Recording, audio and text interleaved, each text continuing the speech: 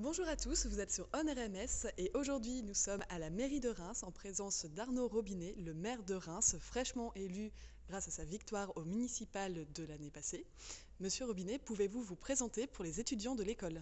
Oui, donc Arnaud Robinet, donc je suis maire de Reims depuis le 30 mars dernier et député depuis décembre 2008. J'ai 39 ans, marié, papa d'un petit garçon. Et de formation, je suis pharmacologue. J'ai un doctorat en sciences et j'ai enseigné à la faculté de médecine et de pharmacie et j'étais praticien hospitalier dans un laboratoire à l'hôpital, au CHU. Et donc depuis septembre, je suis député maire à temps plein pour Reims, son territoire. Très bien. Eh bien, expliquez-nous pourquoi est-ce que vous avez choisi de vous présenter spécifiquement dans cette ville de Reims en tant que maire. Mais en fait, je dirais que je ne me voyais pas me présenter ailleurs qu'à Reims, hein. Je suis rémois, je suis né à Reims, ma famille y vit.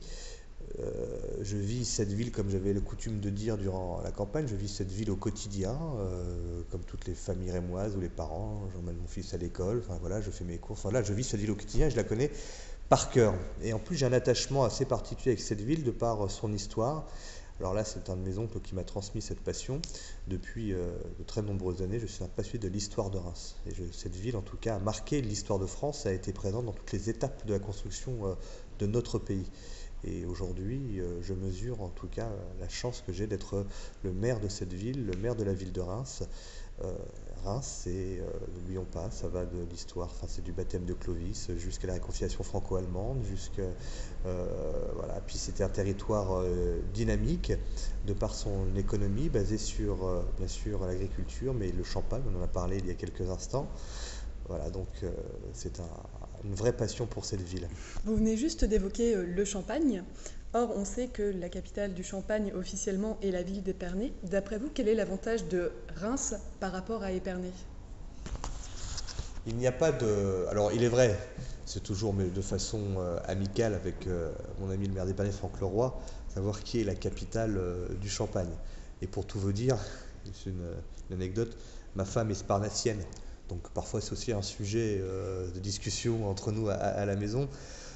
Non, vous savez, nous avons trois capitales dans cette région. Il y a Châlons-en-Champagne qui est la capitale administrative, Épernay qui est bien sûr reconnu par le Champagne, mais Reims c'est la capitale économique et a également de grandes maisons hein, sur son territoire, de grandes maisons de négoce. Et puis autour de Reims, il y a également bien sûr un certain nombre de villages, et j'en reviens. J'y étais ce matin, voilà, avec de nombreux producteurs, de nombreux vignerons. Donc il n'y a pas de concurrence entre Reims et Épernay comme il n'y en a pas entre Reims et Châlons. Alors, quels sont les avantages que peuvent présenter Reims? Reims, c'est une grande ville avec tous les services, aussi bien au niveau de la mobilité des transports, le TGV bien sûr, un carrefour autoroutier, les services administratifs pour l'ensemble des entreprises, et une ville où il se passe un nombre de choses avec une activité culturelle intense, une activité sportive intense. Donc voilà, nous sommes là dans la grande ville, entre guillemets, mais il n'y a pas de concurrence avec Épernay. D'ailleurs, il y a tellement une complémentarité que nous souhaitons, avec le maire d'Épernay et le maire de Châlons-en-Champagne, de renforcer nos liens. Renforcer nos liens avec un seul objectif, c'est répondre positivement au quotidien de nos concitoyens, de beaucoup de personnes dans certaines familles. Le mari travaille à Épernay, la femme à Reims ou vice-versa. Et donc nous devons d'une part améliorer la mobilité entre nos villes et puis peut-être mutualiser un certain nombre de services. Ça a été également annoncé lors de la foire de Châlons-en-Champagne.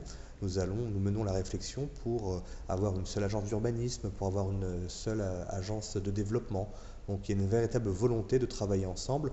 Je dirais que l'actualité nous y oblige et nous oblige également à accélérer ce partenariat, cette mutualisation de par la réforme territoriale qui est annoncée. Très bien. Du coup, quand vous parlez de rapprocher Reims et Épernay, ça passerait peut-être par des politiques de transport public, Oui, comme des bus, plus de trains. oui. D'accord. Sur le sujet, nous travaillons bien sûr avec la région Champagne-Ardenne, puisque les transports sont de la compétence de la région, et avec la SNCF. L'objectif, c'est d'améliorer les dessertes entre les trois villes, notamment par les TER. L'objectif, c'est qu'on ait pourquoi pas des TER avec des fréquences et des cadences extrêmement intéressantes et qu'on puisse comparer nos TER à un métro ou à autre moyen de transport. Et puis, nous travaillons également avec Châlons et Épernay ce qu'il y a un ticket unique, c'est-à-dire que quand vous partez d'Épernay, avec le même ticket, vous pourrez prendre le TER, prendre le bus à Reims, etc. Donc véritablement améliorer le quotidien. C'est une réponse concrète aux attentes de nos concitoyens. Est-ce qu'on peut dire que ce projet s'inspire en partie du projet de G10 qu'avait lancé l'ancienne maire afin de former une communauté urbaine regroupant 10 villes de Champagne-Ardenne à proximité de Reims pour en faire une métropole de taille européenne? Alors, une petite précision, le G10 n'a pas été lancé par l'ancienne municipalité rémoise. Le G10 a plus de 10 ans. C'est Jean-Louis Schnetter qui l'a lancé avec Franck Leroy, et c'est Franck Leroy qui en est le président. Entre ce qu'on appelle le G3 Reims, Châlons et Épernay et le G10, il y a une complémentarité. Le G3 est plus là pour répondre, je dirais, au quotidien de nos concitoyens. C'est-à-dire, on a parlé de la mobilité, on peut parler des transports, et je dirais que ça peut être le socle du fameux G10. Le G10, lui, il est là véritablement sur plutôt des notions de marketing territorial, d'enseignement supérieur, également au niveau économique. Donc ce sont deux strates totalement complémentaires qui ne sont pas du tout en concurrence. Et il est vrai que lorsque l'on parle notamment de la réforme territoriale, il est important que notre territoire se situe au centre de la nouvelle région. On ne sait pas encore quelles seront les frontières ou les limitations de cette nouvelle région. Et que nous devons peser, et qu'aujourd'hui Reims c'est 185 000 habitants, une agglo de 220 000, donc nous n'avons pas la marge ou le seuil critique pour devenir une métropole. On peut le devenir avec Châlons et Épernay, mais ce qui est intéressant, c'est que nous puissions avoir une zone urbaine comportant plus d'1 million d'habitants, c'est tout l'intérêt du G10.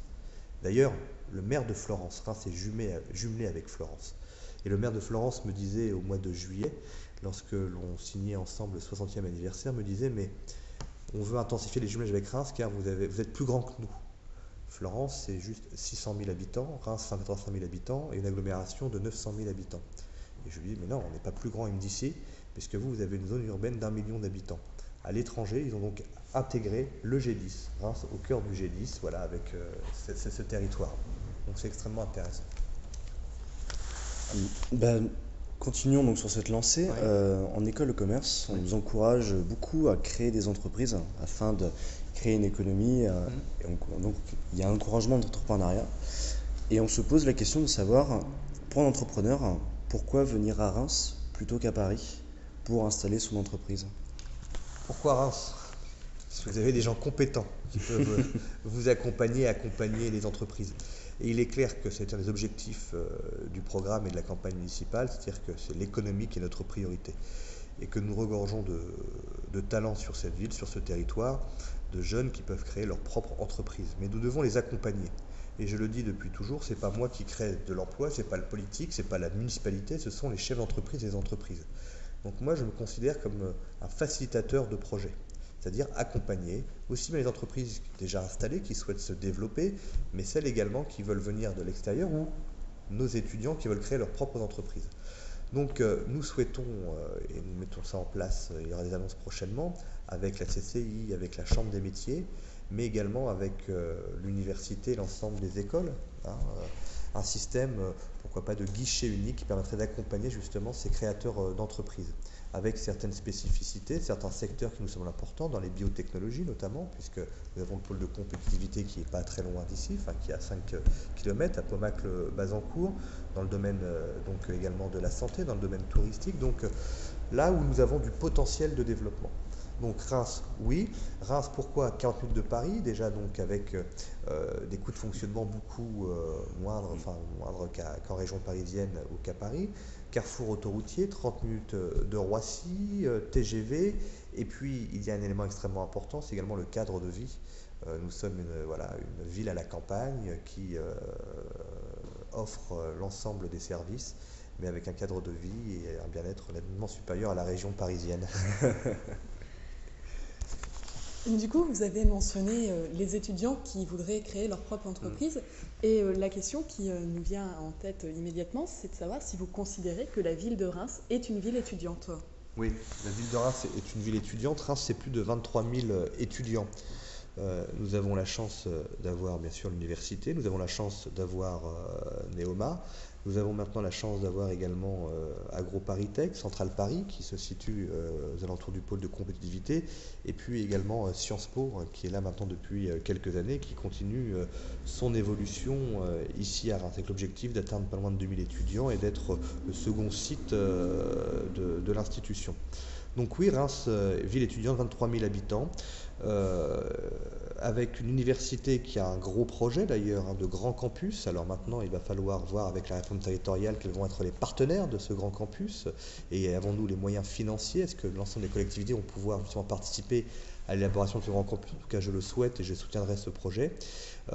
Mais je veux une véritable complémentarité, c'est-à-dire que je considère, comme dans le domaine de la santé, il n'y a pas les gentils d'un côté, les méchants de l'autre. On a besoin d'une université forte, mais on a besoin également d'écoles fortes et d'écoles qui s'implantent sur ce territoire. Et je suis très heureux de l'évolution notamment de Neoma, de RMS, ce qu'on appelait RMS à l'époque. Vous pouvez dire RMS, hein, voilà. Mais c'est Neoma maintenant, donc extrêmement intéressant. Et puis, bien sûr, il y a également notre volonté d'accompagner ces étudiants, je l'ai dit, donc bien sûr dans le cadre professionnel, pour celles et ceux qui veulent créer leur propre entreprise. Et d'ailleurs, nous réfléchissons à mettre en place une véritable pépinière, d'ailleurs un hôtel des startups qui permettrait justement d'accompagner l'ensemble de ces jeunes créateurs. Mais il y a également l'accueil que nous devons faire aux étudiants. Car je considère qu'un étudiant venant de l'extérieur, qui vient à Reims pour faire ses études, il doit devenir en quelques années l'ambassadeur de ce territoire. Et donc nous devons lui offrir en tout cas toutes les possibilités pour pouvoir s'exprimer et pouvoir mener des études dans les meilleures conditions. Et donc nous allons cette semaine, d'ailleurs je crois que c'est ce soir, lancer la Welcome Week, donc, qui est cette semaine où beaucoup de manifestations sont proposées aux étudiants pour leur faire découvrir la ville. Et puis dans un esprit de festivité, de convivialité, tout en pensant bien sûr au travail et à la réussite de ces études. Donc, tout à l'heure, vous avez mentionné le fait de rapprocher les campus. Est-ce que ça parlerait donc du projet de les centraliser donc, sur le campus Croix-Rouge, de rapprocher finalement les facultés de différents pôles sur cette... Oui, Okay. oui c'est le projet Grand Campus, c'est-à-dire la volonté de l'université, projet qui avait été porté à l'époque par Richard Gistel, l'ancien plan de l'université, qui est repris par le président Bayat, c'est de regrouper les sites de l'université de Reims-Champagne-Ardenne, du moins les sites rémois. Pourquoi les sites sont éclatés autour de la ville? L'université a été reconstruite après 1968.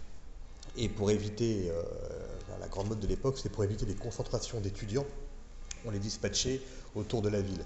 Aujourd'hui, on voit que ça a une difficulté, notamment par rapport à l'image de l'université, par rapport à l'image de la ville. Donc la volonté, c'est de bien sûr réunir l'ensemble de ces sites. Alors, il y a déjà le pôle santé qui n'est pas très loin du pôle Croix-Rouge, celui-là ne bougera pas, mais notamment c'est de ramener l'ensemble de la filière scientifique, ce qu'on appelle le moulin de la Housse, au niveau de Croix-Rouge, et véritablement donner et mettre en place une véritable ville dans la ville, c'est-à-dire voilà, une ville étudiante au sein de ce territoire.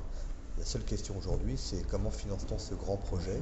En tout cas, nous sommes prêts à accompagner l'université. Maintenant, nous attendons bien sûr la région, le département et puis l'État. Mais comme aujourd'hui, nous ne connaissons pas les prochaines limites et frontières régionales, nous sommes un peu dans une incertitude. Croix-Rouge est un quartier, je dirais, qui va... parce que Croix-Rouge se situe aujourd'hui, n'est plus à l'extrémité de la ville. Croix-Rouge se situe aujourd'hui entre le quartier d'affaires et la zone de Besanne, donc près de la gare TGV, et le centre-ville de Reims. Donc c'est un quartier qui n'est plus du tout isolé, qui fait partie intégrante de notre ville. Ce n'est plus le quartier ou la banlieue, comme certains se plaisaient à dire.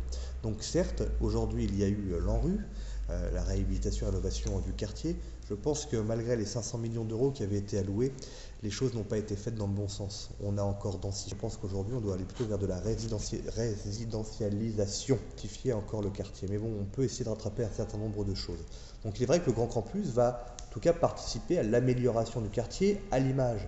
Et vous savez, je vais souvent à Croix-Rouge, je m'y balade le soir, je n'ai pas trop de difficultés. Il y a des personnes qui sont véritablement en attente, des personnes qui souhaitent qu'on les écoute, qu'on les accompagne, mais comme dans tous les secteurs de la ville, que ce soit dans le centre-ville ou dans d'autres quartiers. Après, d'autres priorités, on pense au quartier Wilson, qui était le premier quartier en rue. De la même façon, on a assez densifié les choses, ce qui à mon avis n'est pas une bonne chose. Mais par exemple, ce que je souhaite, c'est donner un rôle beaucoup plus important des diverses associations dans ces quartiers.